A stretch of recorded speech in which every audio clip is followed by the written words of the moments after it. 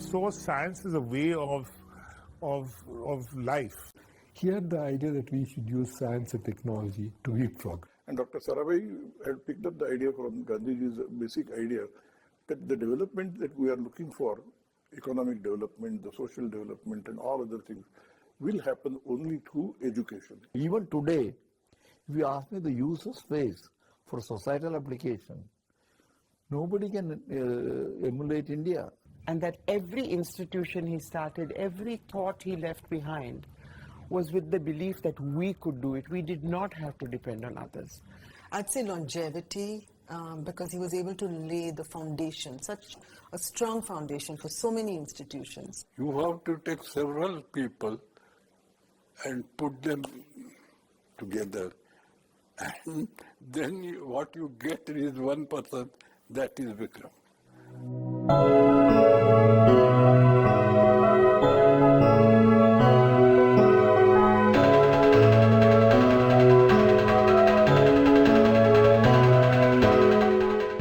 On August 12, 1919, a wealthy family of textile mill owners was blessed with a boy in their home retreat at Ahmedabad. His parents, Sarla Devi and Ambalal Sarabhai, named him Vikram. Little did anyone know that this prodigious son of theirs would give so much to the nation in a short lifespan. From very early on in school days, Vikram became proficient in all subjects, but his core interest was always in mathematics and science.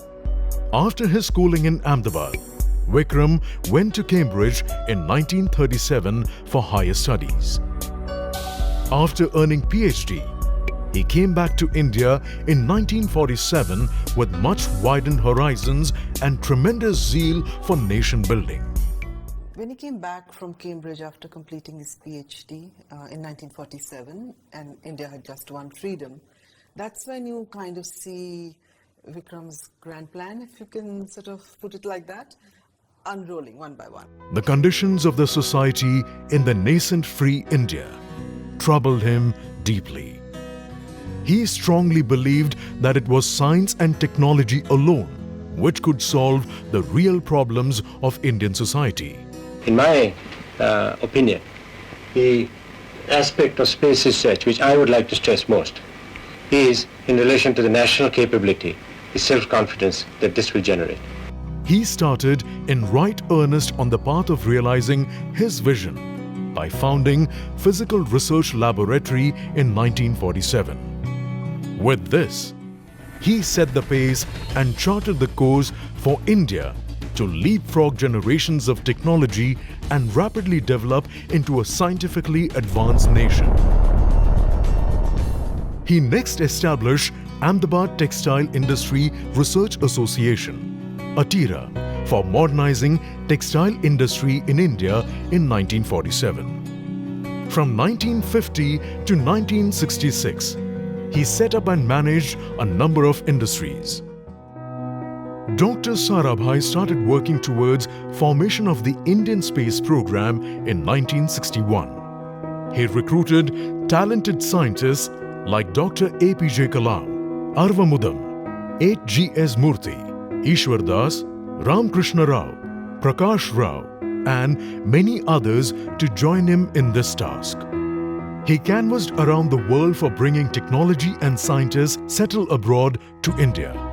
He nurtured cooperation with the advanced nations like USA, Russia, and France for setting up basic facilities.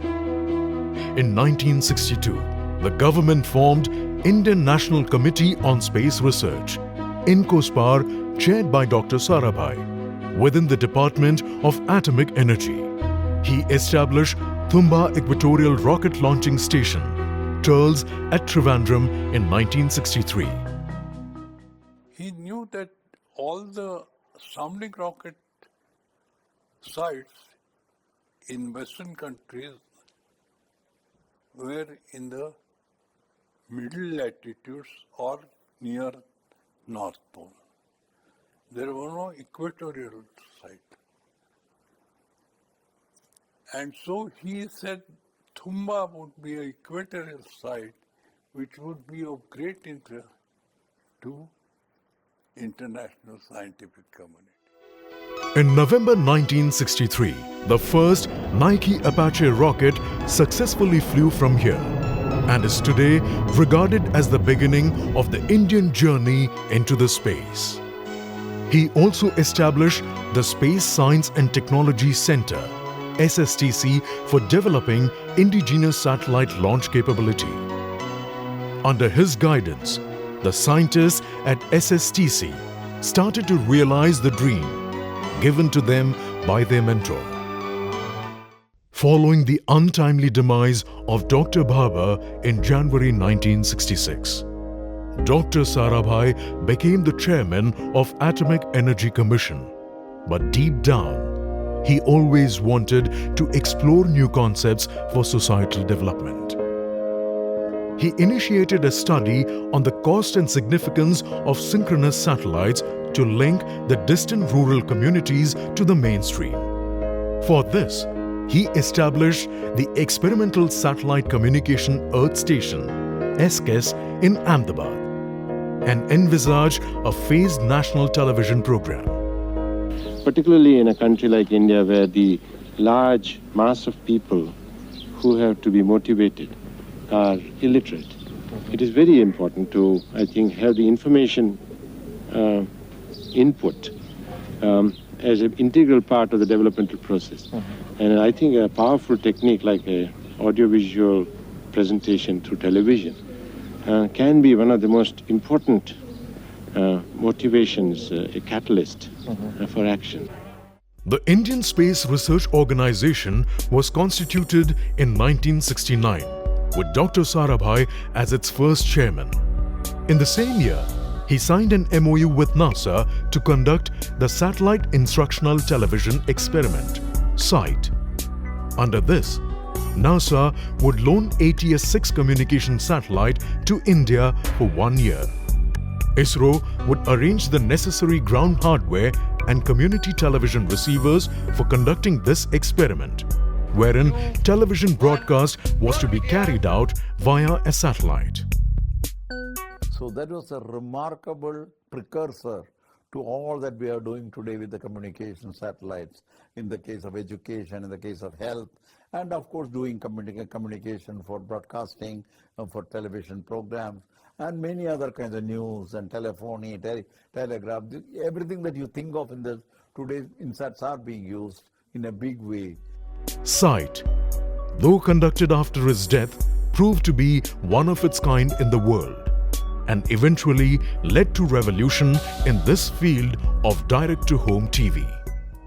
Meanwhile, Dr. Sarabhai and team operationalized Sri Harikota Range, Shar, on October 9, 1971 with the flight of Rohini 125 rocket.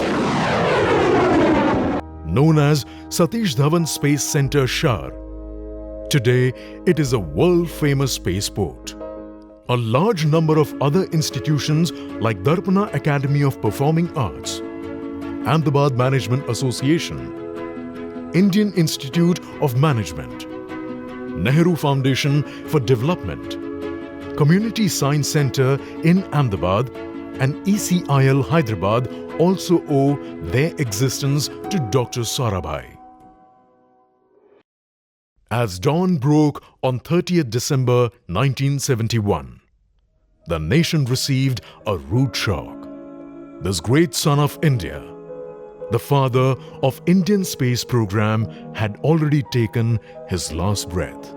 Dr. Vikram Sarabhai passed away at an age of only 52 years.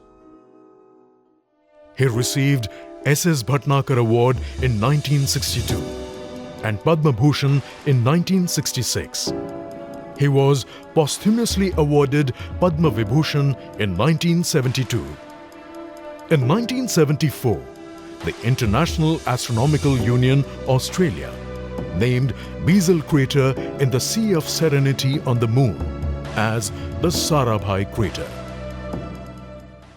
He lived for humanity. He lived for India. He lived for a nation that could blaze a trail, and I think his life was a blaze. And I think genuinely that had he lived, many things would have been different in this country. For the last 70 years,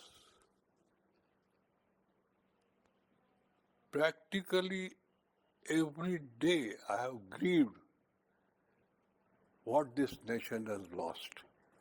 From 47 to 71, in 24 years, he came out with more than 35 institutions, more than 100 scientific research papers.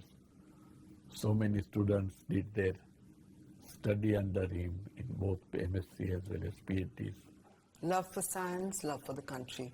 He was really, I mean, people that I interviewed use, you don't normally use the word love, particularly, but I found repeatedly, he was in Kalam, APJ Kalam says, he was in love with the space program. It is not the space program itself, but the way the space program has been built, which is important, of how generation after generation of people take on that leadership and with the same thrust go forward. You see so many institutions which really don't do that.